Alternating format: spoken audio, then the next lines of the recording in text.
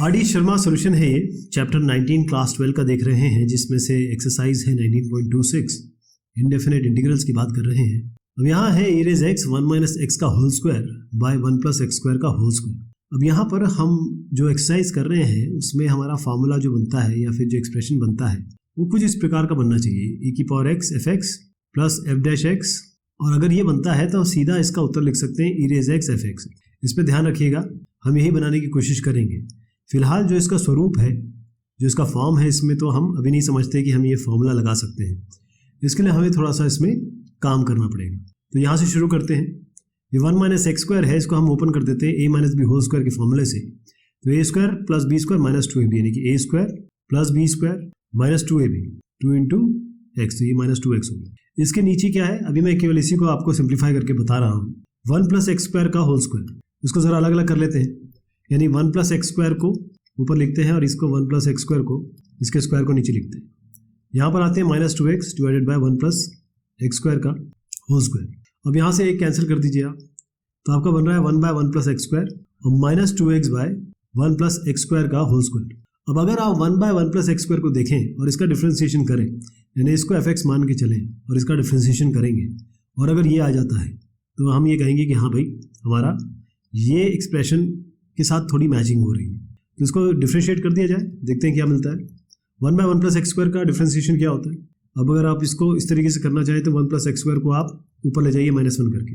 अभी हम F dash x किया नहीं, हम कर रहे हैं अभी इसको, मानिए हम इसको कर रहे हैं, तो क्या आएगा, माइनस आगे आएगा 1 प्लस एक्स स्क्वायर -1 क्या होगा -2, फिर 1 प्लस एक्स स्क्वायर का दोबारा होगा, यानी कि इसका डिफ्रेंसिएशन होगा तो 1 का 0, एक्स स्क्वायर का 2x, तो ये बनता है -2x, और 1 प्लस एक्स स्क्वायर की पावर -2 है, 1 प्लस एक्स स्क्वायर का 2 ये नीचे आना चाहिए। तो आप देखिएगा कि ये जो दूसरा एक्सप्रेशन में पार्ट है, अगर हम इसको fx मान रहे हैं तो ये f डैश एक्स बन के आ गया। तो अब अपने पास fx भी है, f डैश एक्स भी है, तो हम सीधा इसका उत्तर लिख सकते हैं e raise x fx plus c। e raise x fx क्या मैंने बताया आपको, 1 बाय 1 प्लस एक्स स्क्वायर, तो ये 1 बाय 1 प्लस एक्स स्क्वायर और प्लस कॉन्स्टेंट ऑफ इंटीग्रेशन। अब अगर ये एक्सरसाइज आप फॉलो कर रहे हैं और कम मार्क्स का क्वेश्चन है, 1 आध मार्क्स का क्वेश्चन है, तब तो आप यहीं भी रुक जाएंगे। लेकिन अगर ये क्वेश्चन ज़्यादा एक्सप्लेनेशन मांग रहा है, जैसे मैंने अभी पिछले 11 क्वेश्चन में भी आपको बताया, तो हमें क्या करना होगा, हम यहीं से ढूंढेंगे इसको। हमने यहाँ तक कर लिया, मान लीजिए हमने यहाँ तक कर लिया, a की पावर x लगाइए और इंटीग्रेशन करिए। तो जब ये ऐसे बना तो e raise x और ये जो fx है, इन दोनों को मिला के आप t मानेंगे, यानी कि ये पूरा जो संख्या बन रही है आपकी, यह एक्सप्रेशन बन रहा है, इसको आप t मानेंगे। तो यानी e raise x by 1 plus x square has to be treated as t।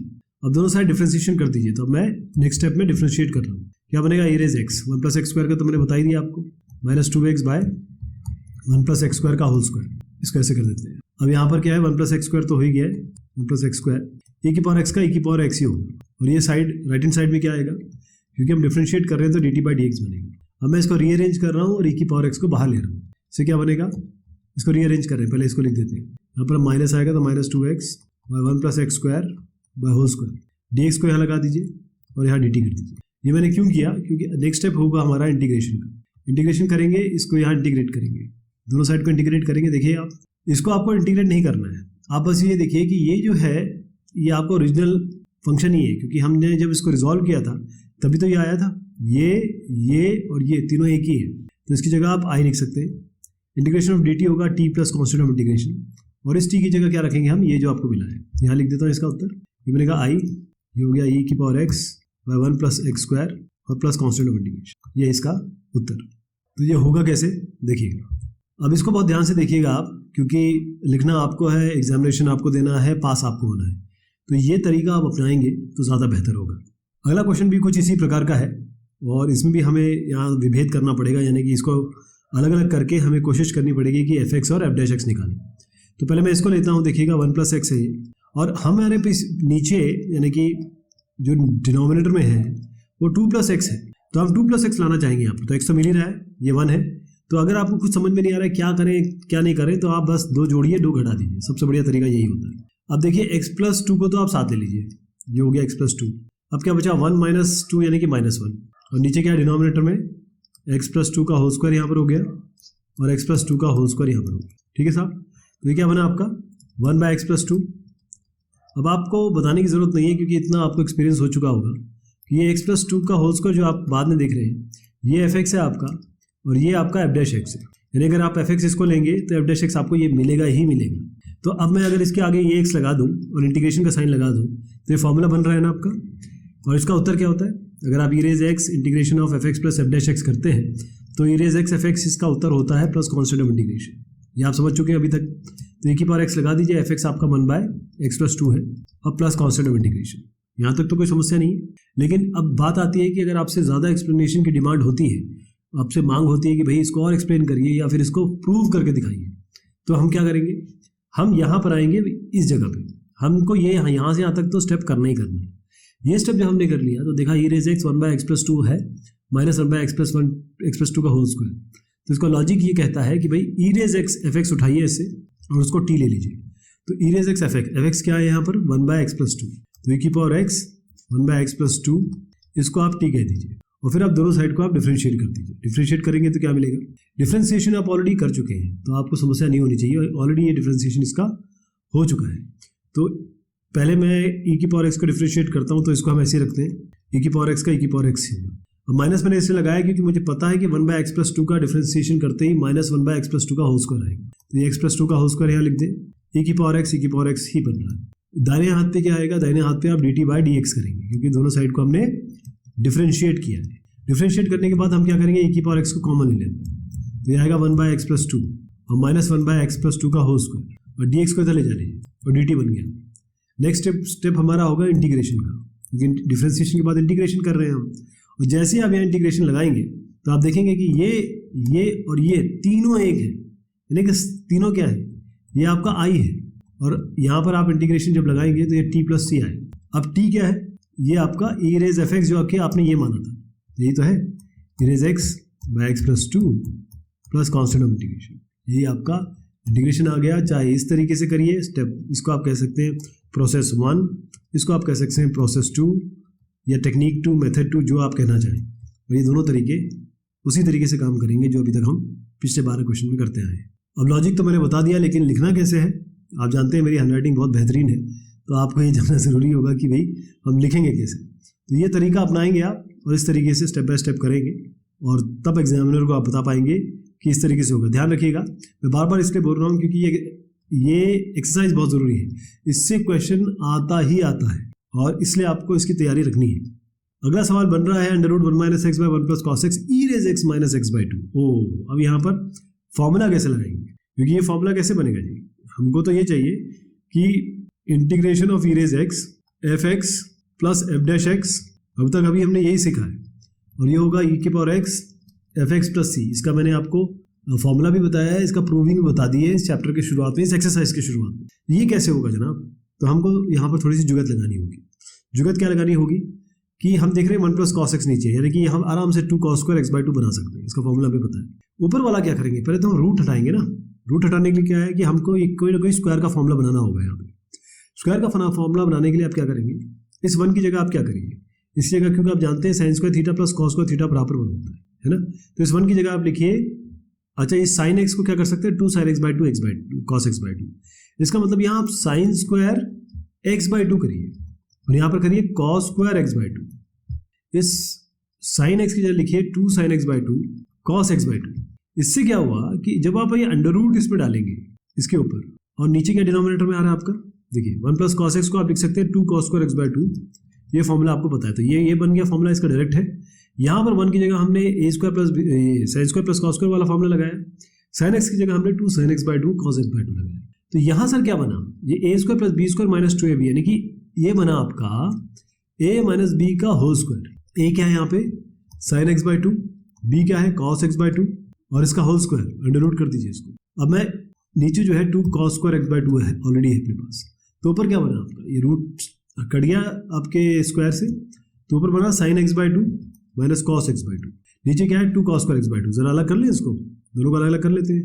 2 cos square x/2 यहाँ हो गया, 2 cos स्क्वायर x/2 यहाँ हो गया।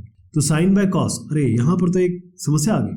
समस्या ये है कि sin x/2 cos square x/2 पे क्या करेंगे, क्योंकि यहाँ तो हमें दिख रहा है एक cos से cos हट गया है ना, एक cos से cos हट गया, और चाहे तो आप इसको जरा ऊपर ले जा लीजिए, तो ये तो हमारे पास आराम से बन गया 2 cos जाएगा तो sec x/2 हो गया। यहाँ पर क्या करेंगे, यहाँ तो कुछ कर नहीं सकते क्योंकि कैंसिलेशन भी नहीं हो रहा है, तो आप क्या करेंगे, ये साइन बाय, ये बेसिकली साइन बाय कॉस है और ये 1 बाय कॉस है, क्योंकि कॉस स्क्वायर है, ये साइन है, यही तो चीज़ है। तो आप क्या करेंगे, साइन बाय कॉस को तो आप tan x/2 लिख दीजिए, यहाँ लिख देता हूँ, और फिर 1 बाय कॉस को आप sec x/2 लिख लीजिए। अब आपको पता है कि इस तरीके के क्वेश्चन हम ऑलरेडी कर चुके हैं, है ना?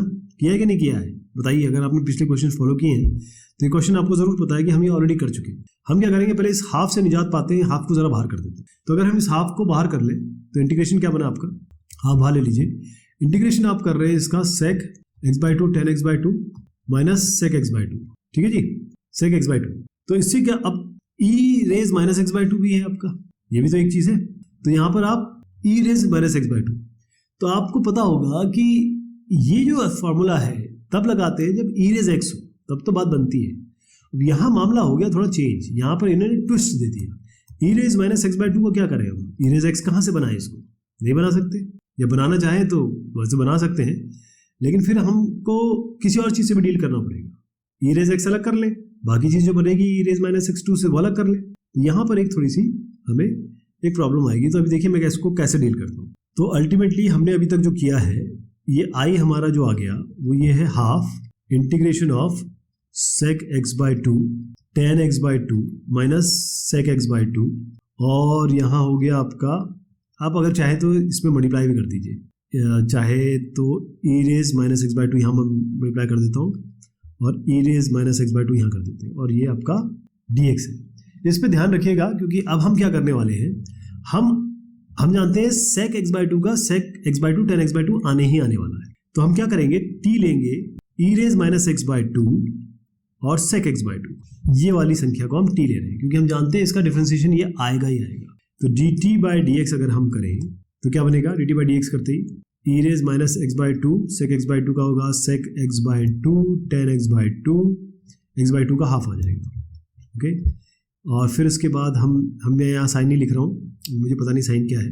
हम sec x/2 को डिफरेंशिएट कर चुके थे, तो sec x/2 आएगा, ये e रेज माइनस x/2 का डिफरेंशिएशन होगा तो यहाँ आएगा e raise minus x/2, x/2 का डिफरेंशिएशन माइनस x/2 का आएगा माइनस हाफ, माइनस कर दीजिए यहाँ पर और हाफ कर दीजिए, ओके। ज़्यादा क्लियर है इस जगह तक। अब हम क्या करेंगे कि इस पूरे को dt को यहाँ रखेंगे और यहाँ पर dx लगा देते हैं, और हाफ ये बन रहा है तो हाफ बाहर ले लीजिए, और अब मैं e रेज माइनस x/2 को बाहर ले लेता हूँ। यहाँ पर आ गया sec x/2 tan x/2 और माइनस sec x/2, बस इतना है, और इस dx को हम यहाँ लेंगे, राइट।